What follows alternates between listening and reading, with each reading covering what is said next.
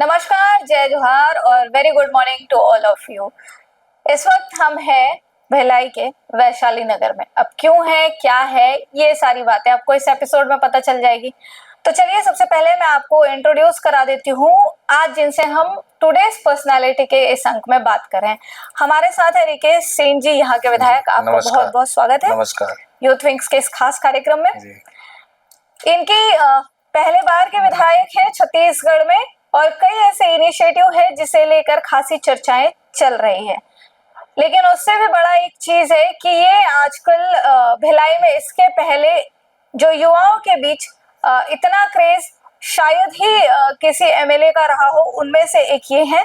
अब क्यों है, क्या है, बाकी की सारी चीजों को इन्हीं से चर्चा करके जानेंगे।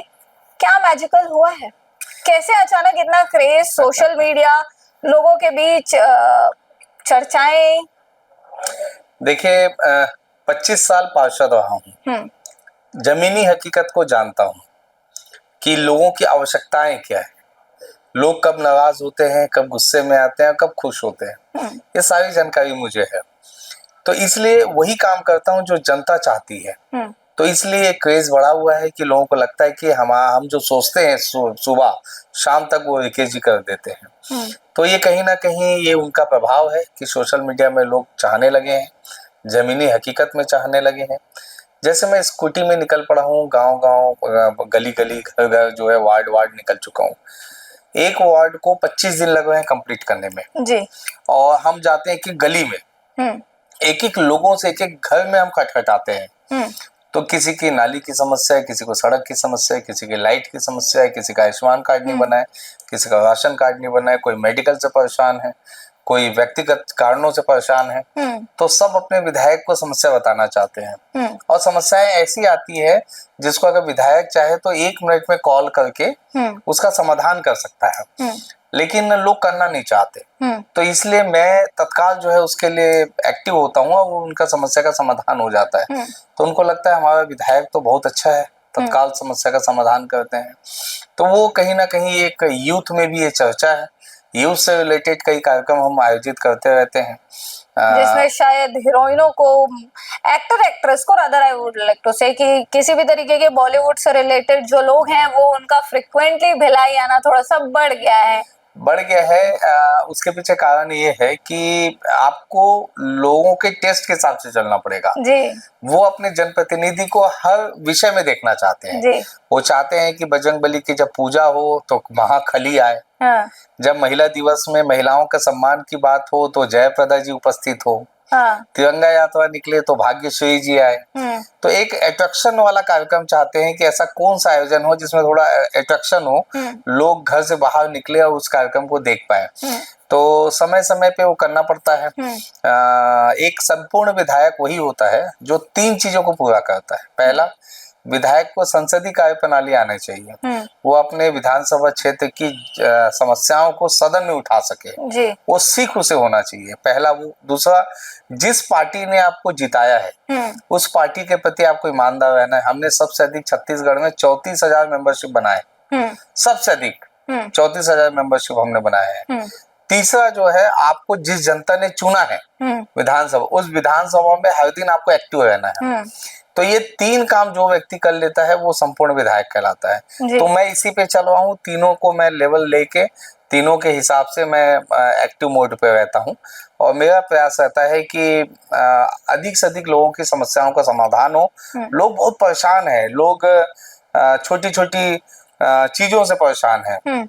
मैं जैसे एक तालाब गया देखने के लिए, तो वहाँ के लोगों ने बोला भैया महिलाएं बोली हम लोग नहाते हैं, तीज नहावन में आते हैं किसी की डेथ होने के बाद, तीसरा दिन जो होता है। छत्तीसगढ़ की ये परंपरा है। मैं अपने दर्शकों को थोड़ा सा बता दूं इसके बारे में, क्योंकि यहाँ पे नदी नाले और तालाबों की बातचीत हमेशा होती रहती है। तो नदी नाले तालाबों की व्यवस्था यहाँ पे इसलिए भी है और इसलिए भी वो इम्पोर्टेंट है कि हर किसी बड़े कार्यक्रम में या कुछ भी शादी से रिलेटेड हो, किसी की मृत्यु से रिलेटेड हो, तो उसका सीधा संबंध उस आसपास के तालाब, बावड़ी या नदी से होता है। तीज नहावन की बात करें, हमारे घरों में अगर किसी की मृत्यु हो जाती है तो जो तीसरे दिन, पूरे 10 दिन की जो परंपरा है वहां पर जाते हैं, नहाते हैं, लेकिन जो तीसरा दिन होता है वो तीज नहावन कहलाता है। जी जी बिल्कुल। और इसीलिए जो है अब उस जगह पे जब हम वहां पे गए तो वहां पे लोगों की एक समस्या थी। लोगों की ये समस्या थी कि यहाँ पे एक चेंजिंग रूम बन जाए। तो बहुत छोटा सा विषय, बोले इसके लिए हमको 20 साल लग गए जी। क्योंकि महिलाएं कपड़े चेंज करती हैं, नहा के आने के बाद जो है डुबकी लगाती हैं, कपड़े सही से चेंज करना पड़ता है। तो वो 20 साल लग गए। मैंने तत्काल वहीं पे बुलाया, 4 टीम के शेड बुलाए मैंने, एक छत पे डाला, 3 आजू बाजू खड़ा किया, एक गेट लगाया, मुश्किल से 1 घंटे में वो बन गया जी। तो उनके लिए खुशी की लहर दौड़ पड़ी। बहुत बड़ी बात थी उनके लिए। एक जगह पे मैं गया, वहां पे कंप्लेन आया कि एक चबूतरे में जो है एक चबूतरा बना हुआ, तो उसमें शराबी रात को बैठ के शराब पीते हैं। तो महिलाएं दौड़ते हुए बोले भैया ये चबूतरा तोड़ दीजिए। तो मैं बोला बिल्कुल टूट जाएगा। मैं तुरंत जेसीबी बुलाया, उसको मैंने तोड़ दिया। उनको लगा ये तो बहुत अच्छा काम है। तो लोगों की जो बहुत छोटी छोटी समस्याएं हैं, इन समस्याओं के समाधान के बीच में कई बार आपके ऐसे ऑडियो और वीडियो भी वायरल होते हैं कि किसी अधिकारी को आप बहुत कड़े शब्दों में खरी खरी सुना दे रहे हैं, फिर 2-4 कुछ ऐसी आपत्तिजनक शब्द भी आ जा रहे हैं जिसको लेकर बातें भी हो रही हैं। नहीं, आपत्तिजनक शब्द तो मैं इसलिए नहीं कहता कि 25 साल हो गए हैं राजनीति में, मैच्योर्ड हूँ, आवश्यकता नहीं पड़ती, किसी को डराने धमकाने की भी आवश्यकता नहीं पड़ती। लेकिन कहीं पे मैं देखता हूँ कि जो काम हो सकता है नहीं हुआ है, तो वहां पे दर्द होता है। तो वहां पे हम अधिकारियों को निश्चित रूप से कहते हैं कि ये पीड़ा को आप समझिए, और उस पीड़ा को समझ के वो अधिकारी तत्काल उस काम को करता है। तो ये कहीं ना कहीं जो है सब काम करने का आपका तरीका होता है। और ये वही काम कर सकता है जो जमीनी हकीकत को जानता हो। तो जमीनी हकीकत को 25 साल से मैं जानता हूँ, आपके दर्शकों को बताना चाहता हूँ, और इसलिए प्रतिदिन जो है मैं अपने वर्क के लिए निकलता हूँ। आप अगर मेरा 1.5 साल का अगर यूट्यूब पे देखेंगे कि मैंने क्या किया है, तो आपको बड़ा आश्चर्यचकित होगा कि ये भी आपने कर डाला, वो भी किया। हम अभी लगातार जो है 3 स्थानों पे टंकी बना रहे हैं पानी का पाइपलाइन बिछाने के लिए। 3 सड़क हमारी 4 लेन सेंक्शन हो गई। एक कैनाल रोड 50 करोड़ रुपए की लागत से, नाले पे हम अभी सड़क बनाने वाले हैं, 50 करोड़ रुपए सेंक्शन हो गया। तो एक नया वैशाली नगर आपको 1 साल में दिखने वाला है। इतना ज्यादा तेजी से काम चल रहा है।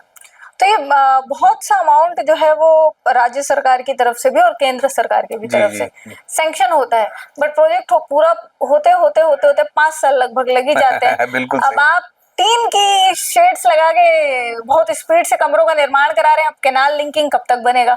कैनाल हमारा जो है 1.5 साल का प्रोजेक्ट है, लेकिन आप सही बोले कि 5 साल बहुत कम होता है, और ज्यादा समय मिलना चाहिए था विधायकों, जनप्रतिनिधियों को। काम करने वालों के लिए समय कम है, लेकिन फिर भी क्योंकि 5 साल संविधान में लिखा हुआ है तो उसे पूरा कर रहे हैं। और मुझे ऐसा लगता है कि संतुष्ट है जनता, क्योंकि वो अपने कई लोगों को काम नहीं चाहिए, कई लोगों को चाहिए हमारा विधायक दिख जाए, रास्ते में हमें नमस्ते कर ले। कोई बुजुर्ग चाहता है कि विधायक हमारा पैर छू ले, इसीलिए आप स्कूटी पे निकल रहे हैं। इसलिए सिर्फ यही कारण है कि हम स्कूटी पे निकल रहे हैं और लोगों को चेहरा दिखा रहे हैं। वीआईपी कल्चर से बहुत दूर है। हम कहीं बाहर जाते हैं तभी अपनी बड़ी गाड़ी का उपयोग करते हैं, नहीं तो हम जो दिन भर अपने विधानसभा में स्कूटी में घूमते हैं। जी, मेजर समस्याएं क्या लगती है 25 साल से, जैसा कि आप जिक्र कर रहे हैं कि आप पार्षद हैं यहाँ पर, इसके पहले भी कई बार बीजेपी की सरकार, 15 साल तो प्रदेश में बीजेपी की ही सरकार रही है। 25 साल के इस टाइम में एक 5 साल का टर्न छोड़ दे और एक पहले का 3 साल छोड़ दे, तो 15 साल बीजेपी की सरकार रही है। लेकिन फिर भी ऐसी कौन सी चीजें कम हो गई थी जिसके लिए जनता को 20 साल इंतजार करना पड़ा? देखिए, मूलभूत सुविधाओं की कमी आज भी है। उसके पीछे कारण क्या है? मेरे विधानसभा क्षेत्र में अवैध कॉलोनी बहुत बन गए। लोगों ने पिछले 5 साल में बहुत प्लॉट काटे, बहुत लोगों को सस्ते दर पे प्लॉट मिले अवैध रूप से। कॉलोनाइजर से टाउन एंड कंट्री प्लानिंग से अप्रूव्ड नहीं है, और वो उसकी वजह से लोग प्लॉट खरीदते चले गए, लोग सड़क नाली के लिए आते चले गए, और वो 5 साल में सबको सड़क नाली, अब मकाने तो बन गए हैं, अब उनको सुविधाएं देने की भी आवश्यकता है। तो आप सचमुच माने तो आज भी मेरे विधानसभा क्षेत्र में मूलभूत की इतनी आवश्यकताएं हैं, इतना पैसा चाहिए कि जिसका मैं आपको बता नहीं सकता। तो वो वही कारण है कि आज भी लोगों को मूलभूत सुविधा पहले देना पड़ेगा। और उसके बाद बड़े प्रोजेक्ट पे भी हम काम कर रहे हैं। स्पोर्ट्स कॉम्प्लेक्स, एक 13 एकड़ का हमारा लैंड है, उस पे हम जो है अभी स्विमिंग पूल सैंक्शन हो गया 5 करोड़ रुपए, 2.5 करोड़ रुपए का स्केटिंग ग्राउंड सैंक्शन हो गया, उस पे हमारा साइंस सिटी ऑडिटोरियम सब हमारा वो सैंक्शन हो गया। तो एक नए विजन के साथ भी काम कर रहे हैं। मूलभूत के साथ साथ खेल जगत के नाम से भिलाई को जाना जाता है, तो वो भी देने का काम कर रहे हैं। आईटी सेक्टर कैसे आए वैशाली नगर क्षेत्र में, उस आईटी सेक्टर के लिए भी हम काम कर रहे हैं। तो ऐसे करके सभी क्षेत्रों में काम करने का प्रयास कर रहे हैं। जब आईटी सेक्टर आए, ये आपकी कल्पना है, तो मैं वैशाली नगर के बाहर के दर्शकों के लिए आपसे ये पूछना चाहूंगी कि वैशाली नगर का क्षेत्रफल क्या है और यहाँ का डेंसिटी, ह्यूमन डेंसिटी क्या है? देखिए, वैशाली नगर का क्षेत्रफल पूरा बता पाना तो लगभग उतना रिकॉर्ड मेरे पास नहीं है, लेकिन 37 वार्ड है जी, और 2,42,000 के लगभग मतदाता है जी, 3.25 लाख के लगभग जनसंख्या है और 1 लाख से ज्यादा जो है मकान है। तो इस पे इनका जो मूल संरचना, जो मूल जो इनके वर्किंग है, जो कहीं ना कहीं डेवलपमेंट दिखेगा, वो तो पहले मूलभूत के साथ साथ उनको जो डेकोरेट करने का काम, किसी भी जैसा हम अपने घर के ड्राइंग रूम को सजाते हैं वैसे ही इस पूरे उसको सजाने की आवश्यकता है। और औद्योगिक क्षेत्र भी कुछ हमारे क्षेत्र में है और श्रमिक बेल्ट ज्यादा है, श्रमिक बेल्ट ज्यादा है। पॉश कॉलोनी के लोग भी हैं, मध्यम वर्गीय परिवार सबसे ज्यादा है, उसके बाद श्रमिक वर्ग भी है।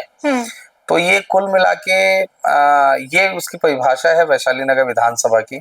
कई धार्मिक स्थल है और उसमें कई ऐसे हमारे पास टोटल 76 के लगभग तालाब है जिसको सजाने और संवारने की आवश्यकता है।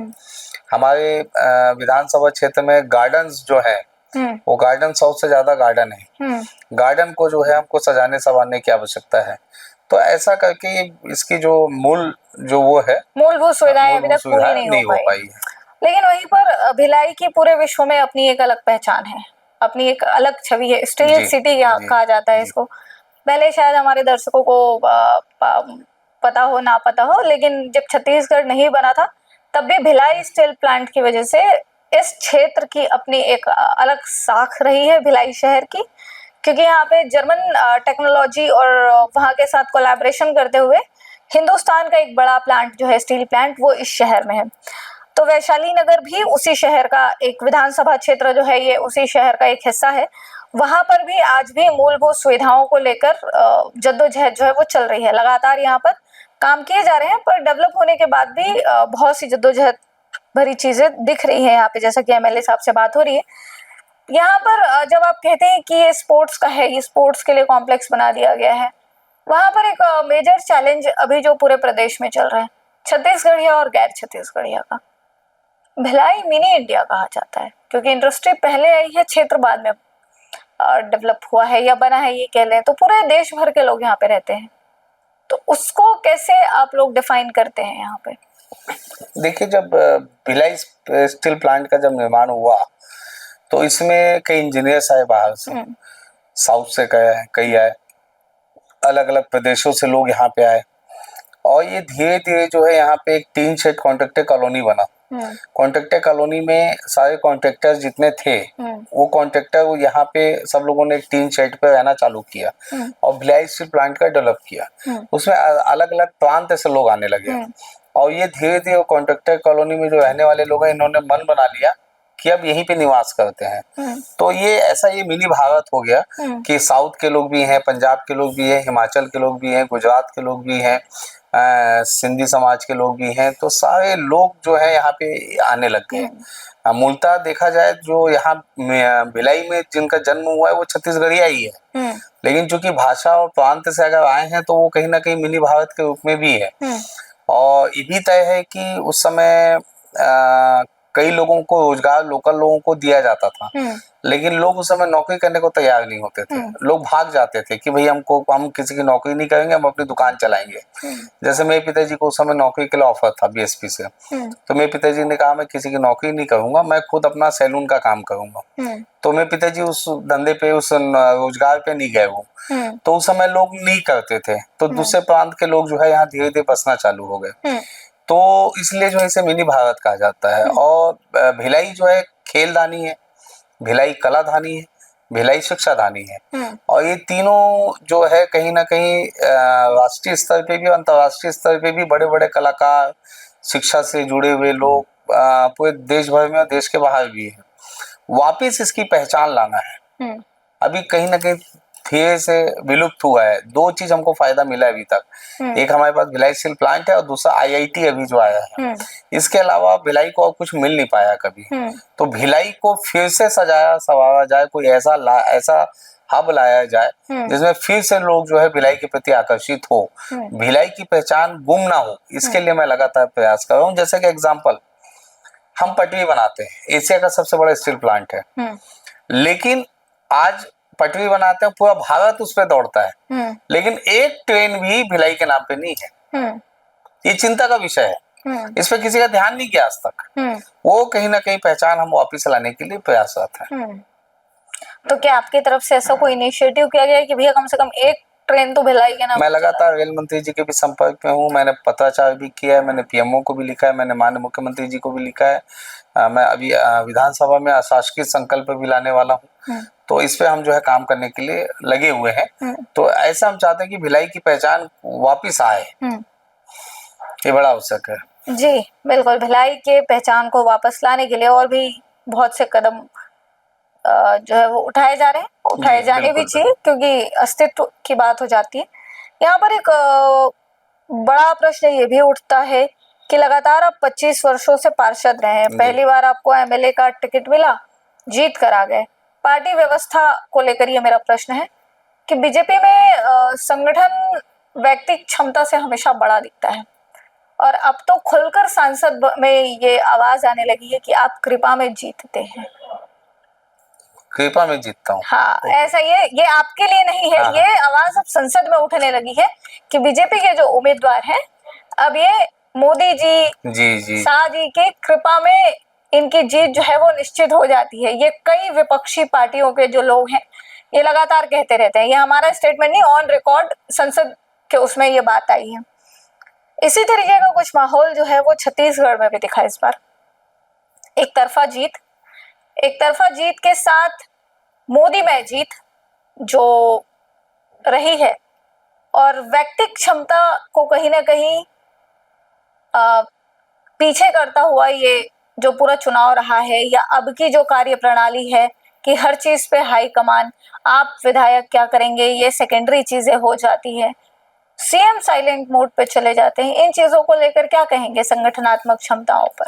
देखिए, मुझे बताइए, अगर हमारे मुखिया मजबूत है, उनका आशीर्वाद अगर पार्टी को मिल रहा है और उनके नाम पे अगर हम चुनाव जीत रहे हैं उनके किए हुए कार्यों के अनुसार, तो फिर इसमें बुराई क्या है? राहुल गांधी में वो क्षमता है नहीं, कांग्रेस के किसी लीडरशिप में वो क्षमता है नहीं, राहुल गांधी के कारण उनके कार्यकर्ताओं को हार का सामना करना पड़ता है।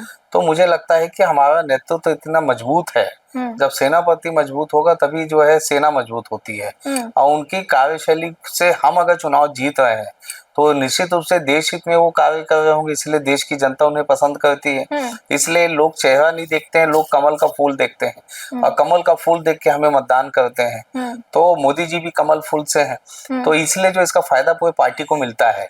और बाकी हम लोग भी अपने स्तर पे, हमें सीधा निर्देश है कि आप अपनी क्षमता को दिखाइए, आप खुद पब्लिक से जुड़िए, खुद वर्किंग कीजिए। तो हम लगातार जो है इस पे काम कर रहे हैं, और कहीं ना कहीं मोदी जी के वजह से हमारी पार्टी और मजबूत हुई है। और दूसरा जो रही बात संगठनात्मक दृष्टिकोण से, तो देखिए, संगठन की क्षमता हम सब लोग जानते हैं कि कोई एक व्यक्ति कुछ नहीं कर सकता, संगठन में ताकत होता है। और हमारा जो संगठन है बारीकी चीजों को, एक एक विषय को देखता है, एक एक व्यक्ति पे एक एक निगाहें रहती हैं कि किसकी कार्यशैली कैसी है। और थोड़ा भी हम अपने लाइन से भटकने का प्रयास करते हैं तो संगठन हमको डांटता भी है। तो मुझे ऐसा लगता है कि हम लोग बड़े सौभाग्यशाली हैं, हम उस पार्टी से हैं जो विश्व की सबसे बड़ी पार्टी है, और जहाँ पे संगठन को महत्व दिया जाता है। सरकार और सत्ता हमारे लिए महत्वपूर्ण नहीं है, हमारे लिए महत्वपूर्ण है जन सेवा और संगठन का कार्य।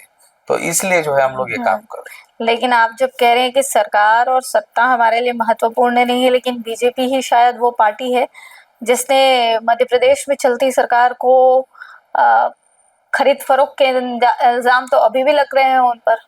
नहीं, मुझे बताइए, इल्जाम मुंह से लगाने से बहुत कुछ होता है जी, लेकिन अगर हमने ऐसा किया तो कौन कोर्ट गया? कौन कोर्ट में जाके इस चीज की लड़ाई लड़ा। बिल्कुल। बयानबाजी कर देना आसान होता है।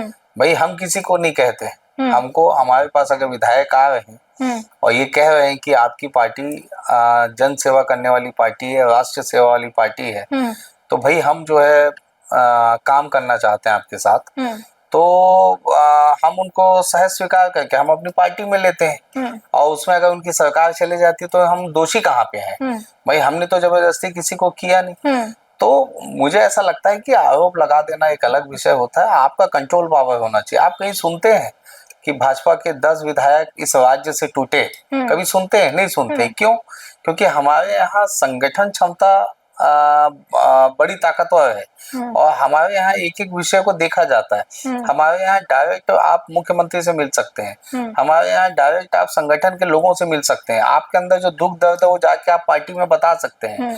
बाकी जगह ये लोकतंत्र नहीं है, जिसके कारण वहाँ के लोग दिग्भ्रमित होते हैं और वो जो है दूसरी पार्टी की ओर रुख करते हैं। तो ये समझना पड़ेगा विपक्षी पार्टियों को कि आरोप लगाने से नहीं होता, अपने गिरबान को झांकना चाहिए, आपको अपने संगठन को मजबूत करने में ताकत लगानी चाहिए।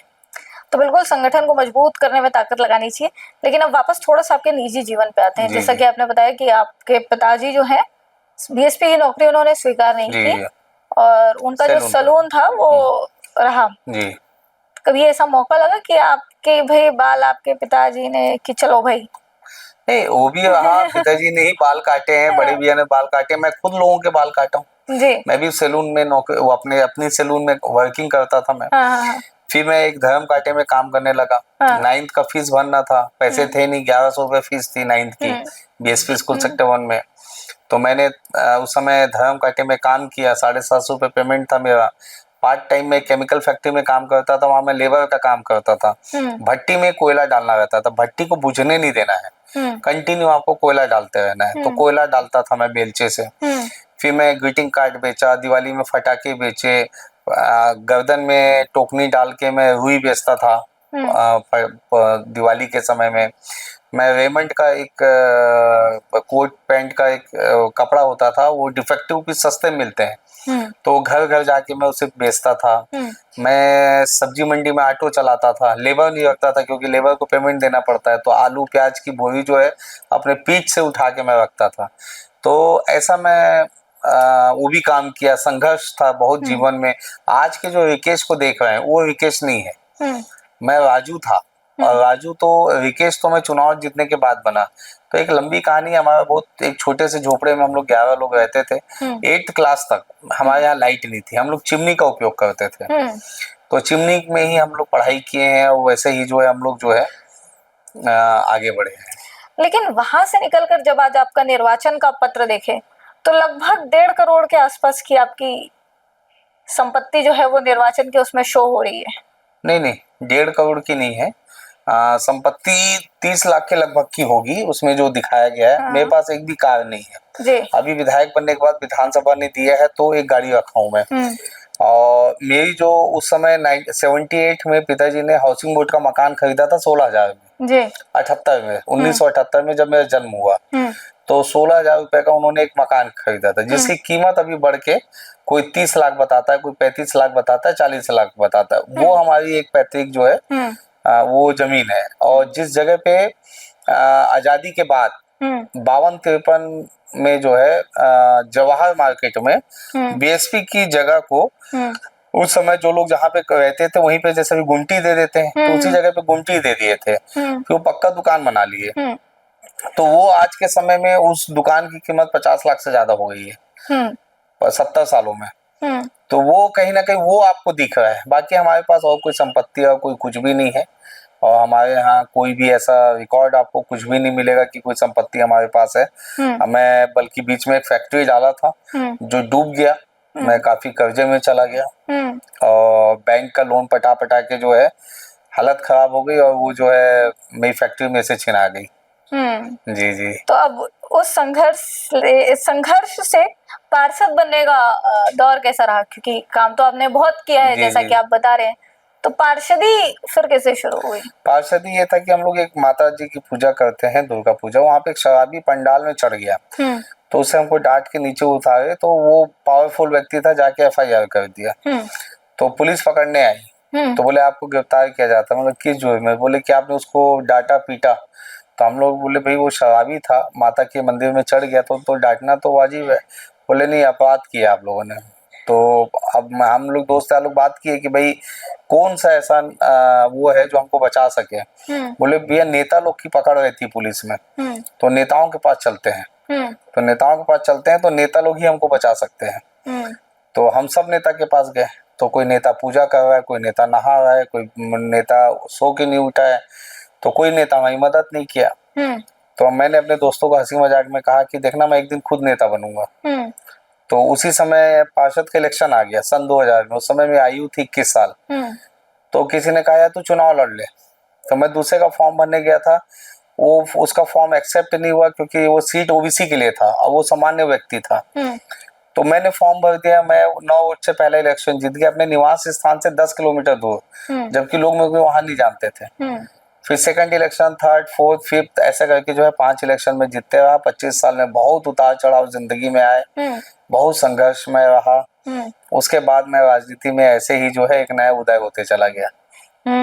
और उस दिन के कुछ हालात बताइए जब टिकट मिली विधायकी, क्योंकि अगर आपको 25 साल हो गए तो इसके पहले भी आपने ट्राई किया होगा, पार्टी ऐसे खाली तो नहीं बिठाती, तब क्या स्थिति थी और पार्टी ने इस बार क्या बोल के टिकट दिया? नहीं, मैं तो एक भी बायोडाटा कहीं नहीं दिया था जी। पार्टी ने का अपना सर्वे होता, उसके आधार पर उन्हें लगा कि मैं चुनाव जीत सकता हूँ, तो पार्टी ने मुझे टिकट दिया।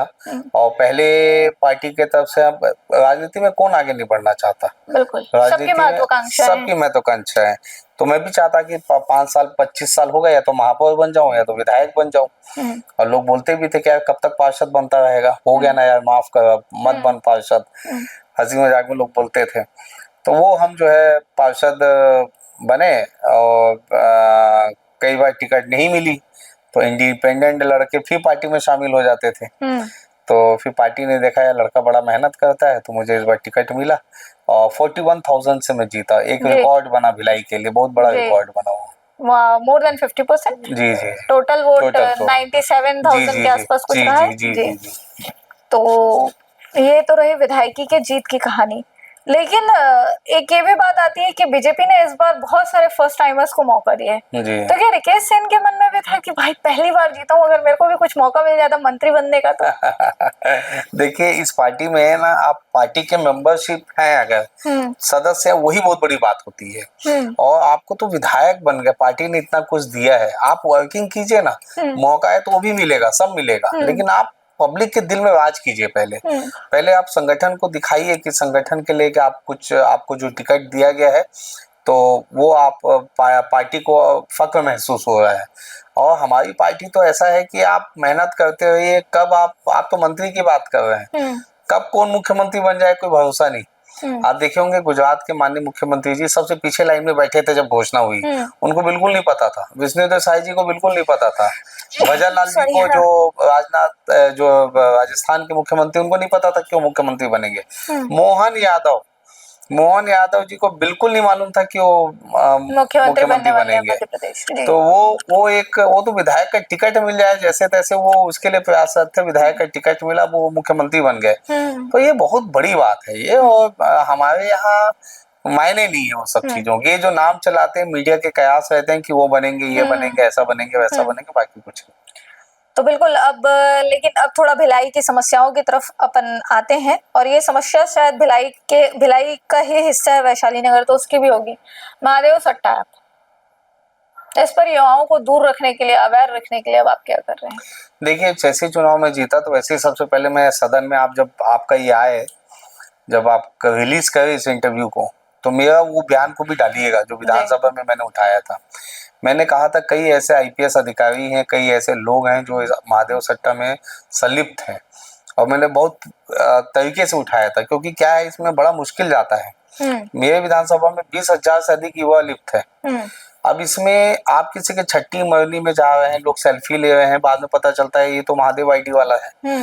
और लोग इसमें इतना ज्यादा लिप्त हैं कि मत पूछो। अभी तो हमारी सरकार आने के बाद कसावट आई है, तो अब धीरे धीरे महादेव का नाम खत्म हो रहा है, लेकिन इसमें पहचान पाना बड़ा मुश्किल था। और लोगों को पिछली सरकार ने, कांग्रेस शासन काल में पिछली सरकार ने पूरे ढकेलने का काम किया है इसमें। आप देखे होंगे अभी सीबीआई का छापा भी कई नेताओं के यहाँ पड़ा है, तो बहुत सारे लोग इसमें संलिप्त थे। लेकिन अब जो है धीरे धीरे हट रहा है। मैं तो युवाओं को जोड़ने के लिए, स्पोर्ट्स से जोड़ने के लिए स्पोर्ट्स कॉम्प्लेक्स बना रहा हूँ मैं, ताकि नशे से दूर रहे। मैं आईटी सेक्टर में उनको जॉब मिले, और आपको आश्चर्यचकित होगा, अकेला ऐसा विधायक हूँ जो अभी रोजगार कार्यालय के माध्यम से 13,000 से अधिक लोगों को मैं एक साल में जो है नौकरी मैंने दे दी है। तो मेरे लिए सबसे बड़ी उपलब्धि है ये। किस सेक्टर में ये जो 13,000 नौकरियां हैं ये रही हैं? क्योंकि लगातार जो है वो रोजगार मिलने के आंकड़े तो सामने नहीं आ रहे हैं। बेरोजगारी के लिए आंदोलन प्रदेश में बहुत बढ़ रहा है। यही होता है, नेगेटिविटी को फैलाया जाता है। पॉजिटिव, आप कोई पॉजिटिव काम करेंगे ना, उसकी चर्चा ज्यादा नहीं होती। कौन से सेक्टर में इन 13,000? मैं प्राइवेट सेक्टर जितने हैं, जैसे सुजुकी है, जैसे बेंगलोर की जो कंपनियां हैं, महिंद्रा की कंपनियां हैं, ये सारे जो है अलग अलग सेक्टर के जो है हमने 2-3 जगह कैंपस लगाया। एक तो रोजगार कार्यालय के माध्यम से लगाया, रोजगार कार्यालय के माध्यम से हमने स्वास्थ्य पे लगाया, जितने मेडिकल हॉस्पिटल्स हैं प्राइवेट, सब प्राइवेट सेक्टर थे। जो आपके रूंगटा में हमने कैंपस बुलाया, हमने रमन यूनिवर्सिटी में हमने उसमें कैंपस बुलाया। प्राइवेट सेक्टर में जितने काम है, महिंद्रा के काम है, सुजुकी के काम है, इसके अलावा जो कंप्यूटर साइंस से रिलेटेड है, डिप्लोमा कंप्यूटर जिन्होंने डिप्लोमा किया है उनके लिए है। तो ऐसे हमने अलग अलग सेक्टर में जो है 13,000 से ज्यादा जो है पूरा हम डिटेल आपको अवेलेबल करा देंगे। तो बिल्कुल, ये 13,000 से ज्यादा लोगों को आपने काम दिलाया। सरकार ये नौकरियां सरकारी क्यों नहीं निकालती? देखिए, रोजगार की इतनी किल्लत क्यों है प्रदेश में? देखिए, उसके मूल कारण होता है कि आपके पास आवक क्या है। और हम अगर तथ्य पे जाएं तो पिछली सरकार को खजाना खाली करके चले गई, कर्जे में डाल के चले गए। अब हम एक साल में अभी उसको थोड़ा सर्वाइव कर पाए हैं, जीएसटी के कुछ पैसे आए हैं, कुछ हम उसको मैनेज करने की कोशिश कर रहे हैं। लेकिन अब सवाल ये होता है कि जब खजाना ही नहीं रहेगी तो नौकरी आएगी कैसे। लेकिन अब जो है उसकी चिंता करने की आवश्यकता नहीं है। मैं अकेला ऐसा भारतीय जनता पार्टी का विधायक हूं जो अपने सदन में अपनी सरकार से पूछा कि बताइए 33,000 शिक्षकों की भर्ती कब होगी। ये प्रश्न कांग्रेस को करना चाहिए, लेकिन मैंने किया और मेरे मंत्री ने जवाब दिया कि जल्दी से जल्दी होगा। अब लोगों को 33,000 लोगों को शिक्षकों की भर्ती भी होगी जल्दी। ये आने वाले समय में इसका प्रोसेस चालू हो गया है। अभी आप देखे होंगे बीएड वालों को सुप्रीम कोर्ट ने के आदेश पे उन्हें हटा दिया गया था, लेकिन वापिस 2621 लोगों को हम लोगों ने रोजगार देने का काम किया। तो रोजगार मिलेगा, सुशासन की सरकार है, विष्णुदेव साई जी की सरकार है, किसी को निराश नहीं करेंगे। वैशाली नगर के बारे में एक शब्द। वैशाली नगर संपूर्ण विकास। आने वाले जो आपका ये टेन्योर है, 1.5 साल निकल चुके हैं, 3.5 साल बचे हैं या 3 साल बचे हैं मान के चले, क्योंकि 6 महीने तो निर्वाचन आयोग ले जाता है अपनी प्रक्रियाओं में। क्या टारगेट सेट किया आपने? टारगेट्स विकास, ओनली विकास। किस तरीके का विकास? विकास, मूलभूत सुविधाएं देना, लोगों को रोजगार देने के लिए आईटी सेक्टर का को यहाँ पे लाना, लोगों के सेहत को देखते हुए स्पोर्ट्स कॉम्प्लेक्स का विकास करना, साइंस सिटी लाना, ऑडिटोरियम लाना, सुगम सड़क बनाना, 4 लेन की सुविधा देना, हमारे एजुकेशन सिस्टम को बेहतर करना, हमारे स्वास्थ्य सिस्टम को बेहतर करना। ये मूल जो है ये कार्य है जो मुझे 3.5 साल में पूरा करना है। और सबसे बड़ी बात, अपने जनप्रतिनिधि के प्रति उनको विश्वास हो, जो कि होता नहीं है, वो विश्वास जताना, ये महत्वपूर्ण है।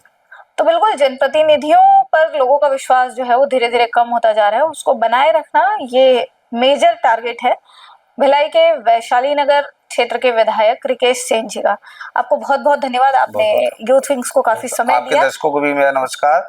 इस चैनल को सब्सक्राइब कीजिए और लगातार इस चैनल पे आप जुड़िए, क्योंकि मेरा बहुत मनपसंद ये चैनल है और हम सबको इससे जुड़ना चाहिए, क्योंकि सत्यता इसमें सामने आती है। धन्यवाद।